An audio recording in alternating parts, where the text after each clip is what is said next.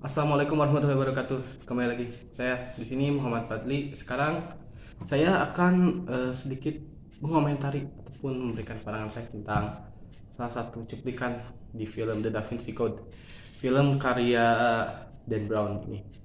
Nah, di salah satu cuplikan ataupun scene dalam film tersebut menceritakan tentang awal mula adanya salah satu agama, yaitu agama Kristen gitu.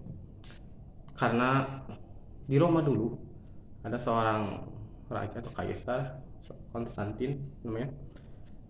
Dulu ia adalah penyembah berhala gitu. Tapi karena kemudian dia dibaptis untuk menjadi seorang Kristen. Nah, kemudian untuk memuluskan semua rencananya itu, maka semua berhala yang ada di kota Roma dimusnahkan gitu. Dimusnahkan, dihancurkan, dan kemudian para orang-orang Kristen ini mulai memerangi para orang-orang penyembah berhala seperti itu.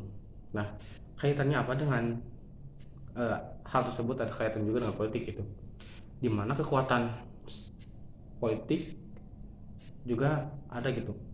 Nah, salah satunya adalah memang saat orang yang dinilai bijak, dinilai bijak dan memiliki kekuasaan, dan hal tersebut dapat mempengaruhi masyarakat seperti itu. Halnya contohnya seperti tadi ya, bagaimana dia memerintahkan ataupun untuk menjaga semua, menjadi orang-orang untuk masuk ke agama Kristen. Dia eh, menghancurkan berhala. Untuk apa? Untuk memperkuat pengaruh Kristen di kota Roma. Nah, karena waktu itu kota Roma juga percaya kepada dewa dewi seperti itu. Kemudian hal lain juga ya, hal menarik lain juga yang saya dapatkan dari film ini adalah adanya sebuah perundingan Indonesia. Ya, perundingan itu eh, merundingkan berbagai macam sekte-sekte dari umat Kristen gitu. Hal tersebut dirundingkan apa? Untuk apa?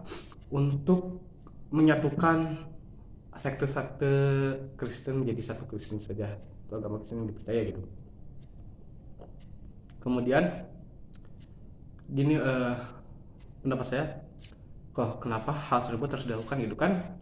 Harus ajaran-ajaran dari Tuhan itu adalah ajaran yang sudah cukup baik gitu untuk mereka.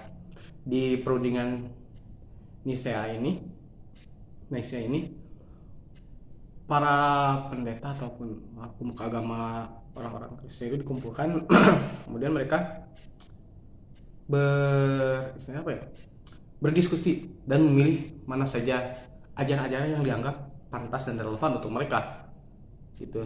Itu salah satunya. Kemudian mereka juga eh, bahkan sudah merencanakan tanggal Paskah itu tanggal berapa gitu kan. Nah, hari Paskah ini adalah hari hari sucinya umat mereka gitu. Kemudian satu hal yang menarik dan agak yang membuat saya terkejut juga adalah dalam perundingan tersebut juga membicarakan tentang keilahian keilahian seorang Yesus gitu.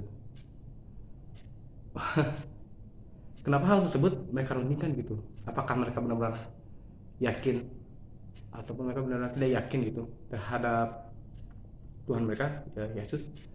Kenapa? Karena Yesus sendiri itu berasal dari manusia biasa yang diberikan mukjizat oleh Tuhan.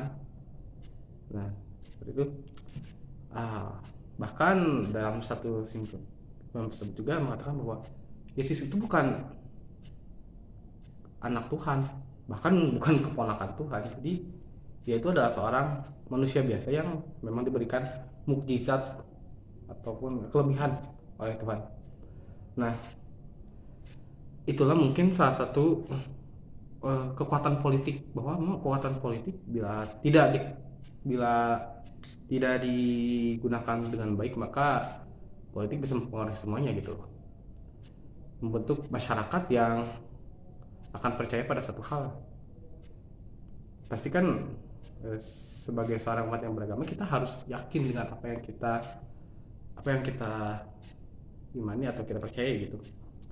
Kemudian dalam salah satu scene film lain juga mengatakan bahwa bila selama orang masih fanatik terhadap satu hal atau fanatik dengan golongannya, maka pembunuhan atas nama Tuhan akan selalu ada gitu. Maksudnya di sini karena orang-orang fanatik dengan buta, tidak tahu, tidak belajar mendalam ilmu lagi, maka mereka akan selalu membenarkan apa yang agama mereka ajarkan gitu. Mereka tidak akan menerima perbedaan walaupun tujuannya itu sama, bahwa untuk beribadah kepada Tuhan gitu. Tetapi karena memang fanatik dan buta lagi, kalau fanatik dibandingkan keilmuan ya itu masih bisa diperdapatkan, berargumentasi. Tapi kalau fanatik kemudian buta, maka ya pembunuhan atas nama agama, atas nama Tuhan karena memerangi hal yang berbeda, padahal tujuannya itu sama kan, untuk beribadah kepada Tuhan Yang Maha Esa.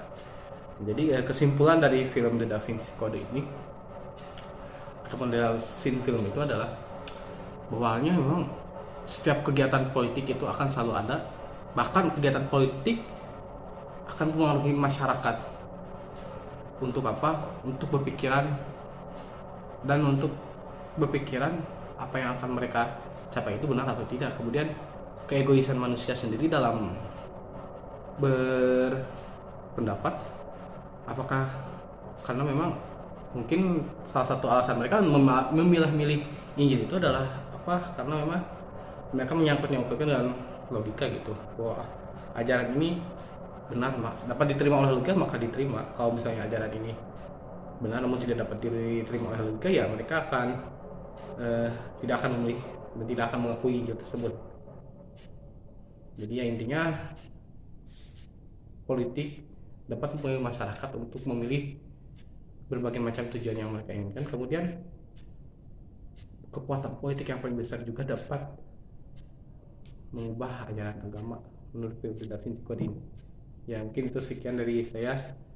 Mohon maaf bila ada yang kata-kata yang tidak dapat dimengerti ataupun kekurangan dari saya. Mohon maaf. Wabillahi taufiq wal hidayah. Assalamualaikum warahmatullahi wabarakatuh.